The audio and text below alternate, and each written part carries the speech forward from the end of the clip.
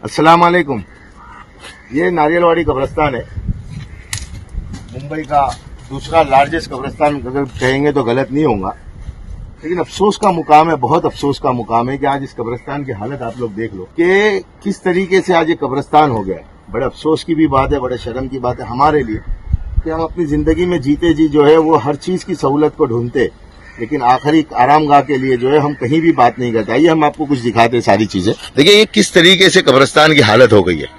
बड़े अफसोस, बड़े शर्म की बात है कि ना यहाँ पे कब्र तक जाने के लिए रास्ते हैं, ना कोई तकफीन करने के लिए कोई प्रॉपर इंतजाम है। हम लोगों से गुजारिश करेंगे कि जिस तरीके से जो है वो अपने जीतो जिंदों की फिक्र करते हैं, उस तरीके से जो है अपने मरहूमीन की भी फिक्र करे कि हम जब यहाँ पे लाकर हमारे घर वालों को तकफीन करते हैं तो वो तकफीन के जो निजाम है और उसके बाद की जो चीजें है वो कितनी पुरसुकून रहनी चाहिए ताकि उनकी रूह को भी आराम मिले। लेकिन आप दूर दूर तक के नजर उठा के देख ले इस कब्रिस्तान की हालत को। अब सवाल ये उठता है कि इस चीजों को हम तरतीब से कैसा बनाएंगे, क्योंकि ये हमारी जिम्मेदारी है। अल्लाह रब्बुल आलमीन ने हमारे लिए ये नेमत छोड़ के गया। अगर ये कब्रिस्तान नहीं रहता था तो हम जो है आज हमारे घर वालों को इस साउथ मुंबई के अंदर इतनी गुंजान आबादी है कहाँ तदफीन करते थे। ये अल्लाह रब्बुल आलमीन ने नेमत दिया और जिन लोगों ने इसको वक्फ करके गया है अल्लाह उनकी कब्रों को नूर से मुनव्वर करे।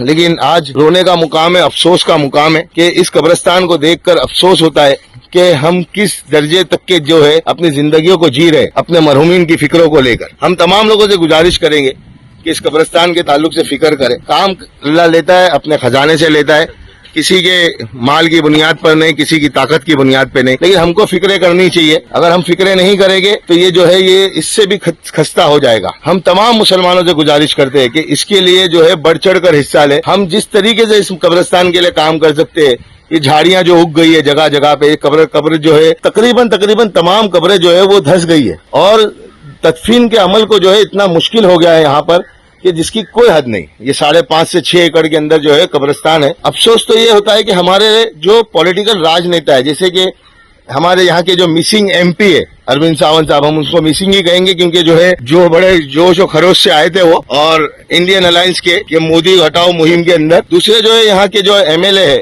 और दूसरे जितने भी सियासी लीडरान है वो जिस तरीके से भी सियासत करते हैं, जितने जोश और खरोश से जो वो ईद मिलादुल नबी के लिए जुलूस की गाड़ियों पे चढ़ते, उतने ही जोश खरोश से अगर ये हमारे कब्रों की भी फिक्र है, कब्रिस्तानों की भी फिक्र है और इबादत गाहों की भी फिक्र करे तो माइनॉरिटी का फंड निकलता करोड़ों रुपए का कब्रिस्तान के लिए। लेकिन कभी भी कहीं भी जो है इसके ताल्लुक से मुसलमान अपना बेनिफिट नहीं उठाते क्योंकि हमारे पास अवेयरनेस ही नहीं है। हम तमाम नेताओं से गुजारिश करेंगे जो अपने फोटोओं को चमकाने की कोशिश करते ऐसी जगह पर जहां पर जो है कोई हासिल नहीं है।